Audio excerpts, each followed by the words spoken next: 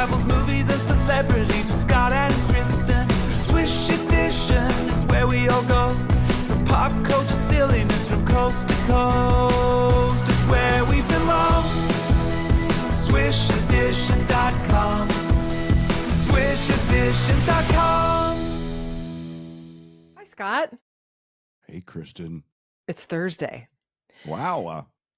It is. It's Thursday. And it's your anniversary. It's my 21st wedding anniversary. Yay. And we talked about that in yesterday's show, I think. But anyway, I'm going to start today's show with a bit of a mini rant, which I'm sure all of our millions of online viewers will tell me this is a first world problem. And it is definitely a first world problem, but it pissed me off because earlier this week, I got an email from Volkswagen. I drive a Volkswagen SUV and Atlas, right? We've had it since, I think we bought it in 2020. So we've had it for a while. And apparently we have now run out of the allotted time that they give you for various free services. And one of those things that they want to charge me a subscription fee for now is the privilege of using remote start for my car. And I just was so taken aback by this email. Yes. Basically it's I have the choice of either paying $10 a month or $100 a year, for the privilege of being able to remote start my car. And so the way that it works is that you have to have the VW app, the My VW app, in order to use the remote start capability. You can't do it from the key fob. I think when we first got the car, there was a way to do it. Like you pressed a series of buttons on the key fob. But now you have to go through the app and they want you to pay for it. And I was just totally outraged. And so I was saying to some of my friends, like, this is an example of something that you should build into the freaking cost of the car. Nobody wants to be nickeled and dimed for shit like that. Yeah. Right. Well, you should explain that. So at Kristin's house, her car is outside all the time. So whether it's super, super hot or super, super cold, it's outside, right? Like you don't keep it in a garage. Yes. But even if I did, here on the East Coast, when it's, 20 degrees in the wintertime, even if your car's in a garage, if it's not a climate controlled garage, you likely are going to want the ability to remote start your car to warm it up, which is, we never bother with it in the summertime. But for whatever reason, getting into a freezing cold car with leather seats on your rear end in the wintertime is not appealing. But so I have to amend my rant because a friend of mine who's in the service industry basically said, hey, that's the cellular service that your app uses to connect to your car. Most OEMs, which is the acronym that you use for car companies, provide for a limited period of time before they start charging you. Speaking as a company that offers cellular connectivity through an app to connect to your home stuff, I can tell you that his company, incurs a $5 and $65 per month cellular charge. So it is actually an additional expense for the company, but I don't care. I don't care that you should build that into the price so that I as a customer don't feel like you're freaking nickel and diming me for this crap.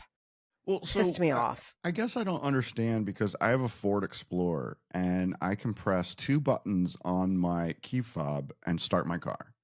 So yes, so it used to be no app involved. It used to be that way, as I said, for my Atlas as well. But now, much like when you were saying McDonald's is trying to drive traffic to their app, I guess Volkswagen is trying to drive everyone through their app as well. Yeah. And it's irritating.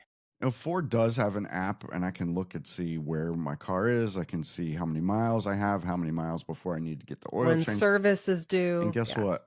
You don't use it. I don't. Yeah. I have enough apps in my life. Well, I wouldn't either.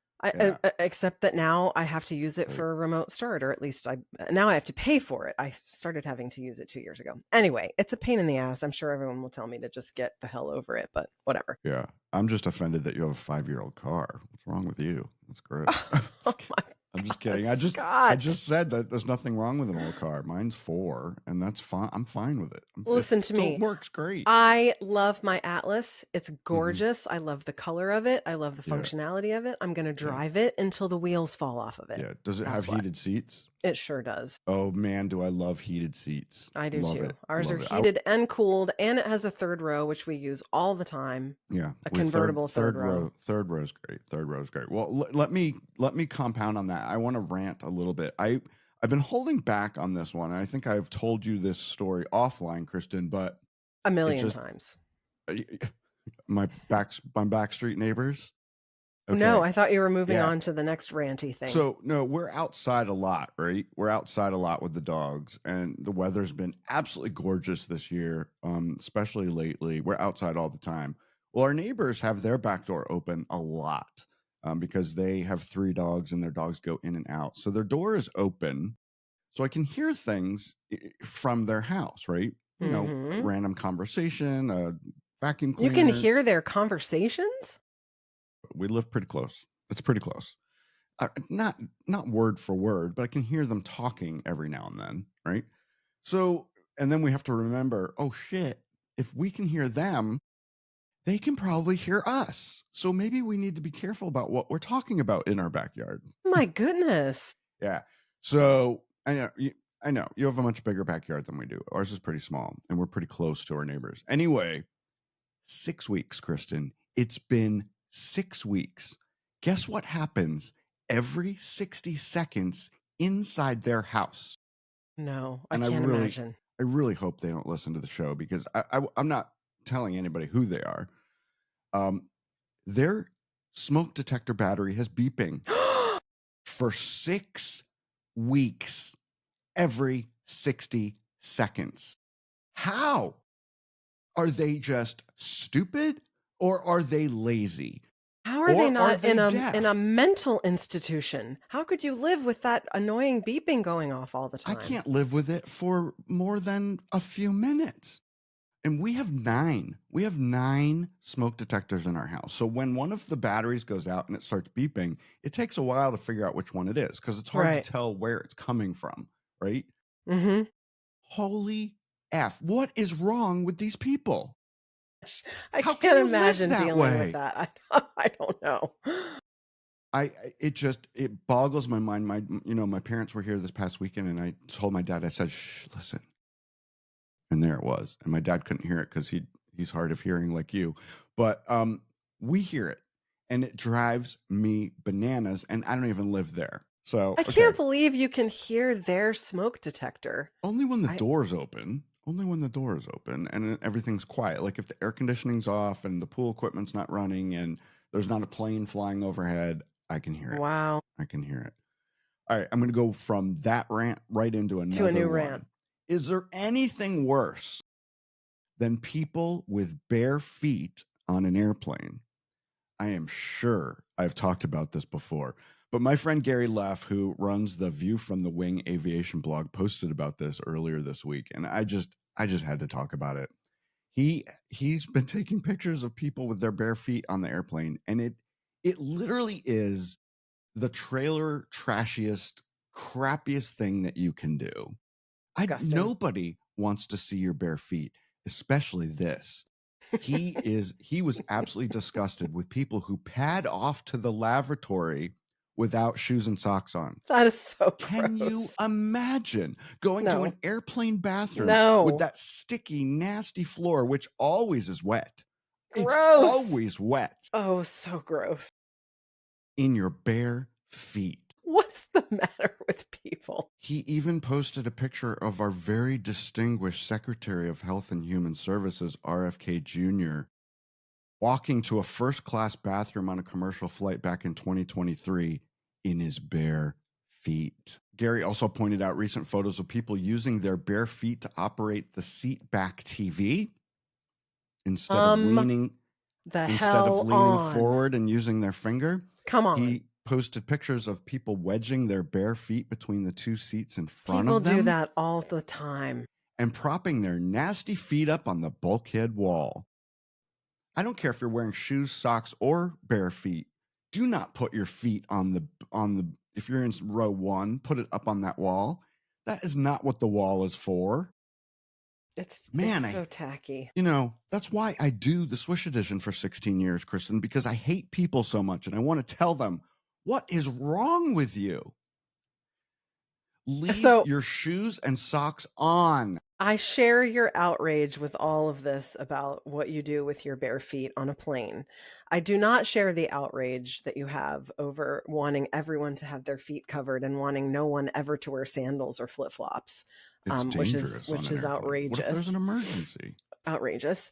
But the idea that you would put your feet, I can't even touch with a 10-foot pole the idea that someone would use their toes to operate the seat back thing. That's just preposterous in every way. Where's the flight attendant that tells them putting stop? Putting your feet up and wedging them into the seats in front of you is like the ultimate in I don't give a shit about anyone else but myself. It tells me everything I need to know about you. It's the same people who don't take the cart back when they load their groceries into their trunk, and then they just leave the cart between the car next to them. Because they're too damn lazy to walk 10 feet to the cart return place. It tells me everything I need to know about you. You're a piece of shit. Yeah. And all you care about is yourself. And it just drives me crazy. It drives me insane. I know. Right. I know it does. All right. Let's end that rant, valid though it is, and move on to something cute. I've seen this so many times over the last week or so. It is that time of year, Scott, to rate the fat bears. And I want to say we're not fat shaming here. This is a biological situation, right? The bears need to fatten themselves up to make it through their hibernation period over the winter.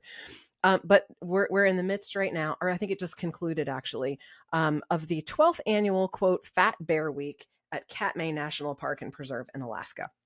So I love it too, Scott. It began back in 2014 and it was just a one-day event that they called Fat Bear Tuesday, kind of like Fat Tuesday, in which viewers online compared how much the bears in the park had grown over the summer. It has completely evolved now into a March Madness style thing where they have brackets and there's a competition and it draws more than 1 million votes on social media every year. Holy moly. So they have live cameras and voters can follow along with all the bears as they are, in the water trying to grab salmon in their sort of last gasp effort to pack on pounds ahead of winter hibernation.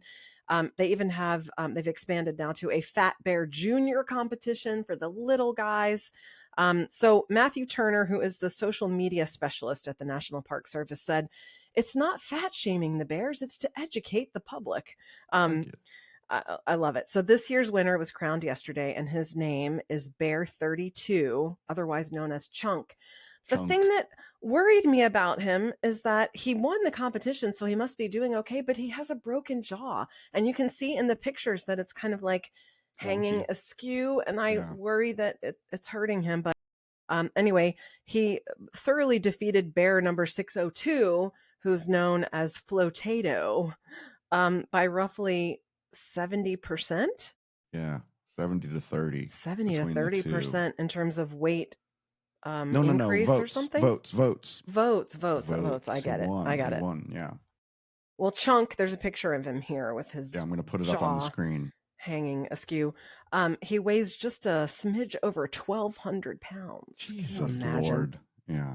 I love it. They've been, I'm a Today Show devotee, and they've been updating on the Today Show each morning on the competition. Love Well, he's this. very cute. He is huge, and he kind of looks like that character from the Jungle Book. That bear that's on the Jungle Book. Yeah. Oh gosh, I can't think of his name. Yeah. Yeah. So I wonder if bears can get on Ozempic, though. I mean, is that something that they prescribe? Contraindicated, Scott. They need to be big so that they can sleep for 3 months or whatever it is. True. I would love to get big in the fall and sleep through Christmas, so I could save some money this year. Speaking of fat, Kristin, Taco Bell has announced a new dessert item, which I'm actually very excited about. Taco Bell. Take my money. Taco Bell has teamed up with an ice cream company called Salt and Straw to create the Tacolate. Taco latte. I think it's Tacolate. It's a hand-pressed waffle cone shell filled with cinnamon Ancho chili. Ancho chili ice cream dipped in a single origin chocolate and topped with toasted brown rice. Yes. Each order comes with 2 Taco Bell inspired sauces, mango jalapeno and wild berry cinnamon. I think it's going to work. I think it's totally going to work. Tacolate hits still taco. I can't say it. Maybe it is Tacolate. Tacolate. Instead like of chocolate? Tacolate. The Tacolate hits stores nationwide tomorrow, October 3rd. Yes. And apparently you can also buy a 6-pack online and have it shipped to you. Let's do it. Comes on dry ice. I don't know. How cool is that? Love that. How cool is that? I got a picture. I probably just put it up on the screen. It happens after the fact. So if I remember, I probably did. Probably did it. Okay, good. Yeah. Well, from Taco Bell to Chik-fil-A, Scott, I don't understand this one. I don't know why they would bother, but apparently Chik-fil-A is opening a beverage concept outlet called Daybright. They're going to open their first location in Atlanta sometime this fall. But the concept is basically they're going to offer drinks, like specialty coffees, smoothies, cold pressed juices, but none of the good stuff. No chicken nuggets or chicken sandwiches. Right. I didn't know this either, and it's right in my backyard. This is not Chick-fil-A's first spinoff. Apparently, they opened their second Little Blue menu location in College Park, Maryland, in 2023. I didn't know this, but that restaurant offers all the normal stuff that you get at a Chick-fil-A, alongside an expanded menu, which includes burgers, bone-in wings, and boneless wings, as well as cold brew and boba drinks. It's so random. I don't know. Maybe they're catering to like the pot smoking college crowd or something. I don't know. In College Park. Yeah. The beverage concept didn't work out so well with McDonald's Cosmix experiment. I didn't even hear anything about that. Yeah, we talked about it on the show before you joined. Yeah. Oh. They tried to do, they're trying to take on, everyone's trying to take on Dutch Brothers and Starbucks and trying to, bank horn in on that part of the market. This beverage only experience. And I guess Chick-fil-A wants in on it too. But so what I want to know, and it doesn't say in our article here, but is Daybright going to be open on Sunday? Oh. So do you know this? I'm sure we've talked about this on the show before, but do you know we have here in Las Vegas, on the Las Vegas Strip, the only Chick-fil-A that's open on Sunday? Really? How? It was in the lease for the mall where Chick-fil-A is. They said, if you want to be here, you need to be open every day of the week. And they said yes. It's for that one location. It's the only one that's open on Sunday. So I, Kristin, can get a Chick-fil-A chicken sandwich on Sunday. You can't. They must do tremendous numbers in that location in order to make it worth their while. They also have one of those Taco Bell cantinas that has the bar in it. We have Never that even heard of that. Who wouldn't want a margarita? Who wouldn't want a margarita with your soft tacos, right? Your Mexican pizza. Yeah. As it were. I want to end with this beauty of a story. You probably saw this. I did. If we didn't need further proof that Kayne West, now legally known as Ye, is off his rocker, this past Sunday he posted a list of 12 people who he believes have betrayed him. He started the list by saying, "I am in pain that no one person can fix."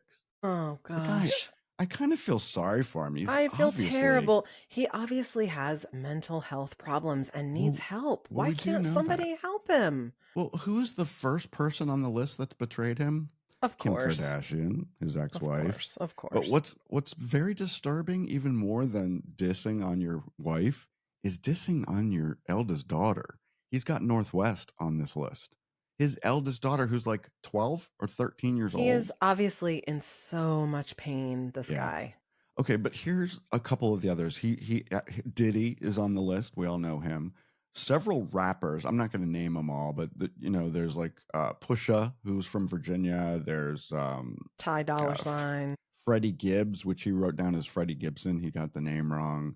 A bunch of those. But then he also adds Harriet Tubman, Donald Trump,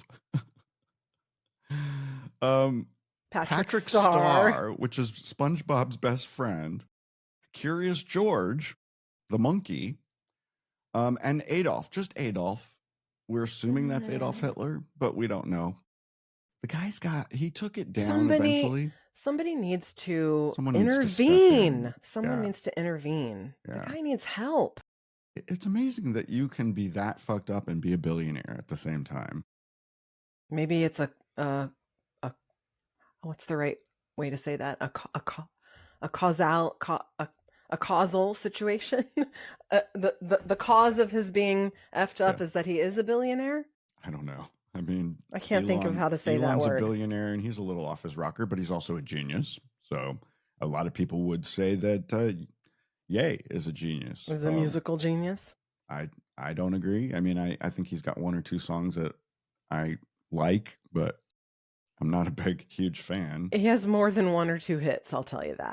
I didn't say he didn't. I just said that he's got one or two songs that I like. Oh, okay. I beg your pardon. Anyway. All right, look, can we wrap up Thursday? Yes, Do you have we're anything done. else you want to say? Nope, done. We'll be back tomorrow on Friday. I'm going to wear this same shirt because I love it because it's baby shark, shark, shark, shark, shark. Me too. Shark, shark, shark, shark. And We have an animal theme, animal print theme. I'm shepherd. I mean, you're leopardy, and I'm sharky. Yes. Okay. Right, I'll see you tomorrow. Okay, bye. The Swish Edition is a production of Bethwick Media, LLC. Learn more about the show at swishedition.com. And don't forget to subscribe and leave a review on your favorite podcast app or site. But only if you like us.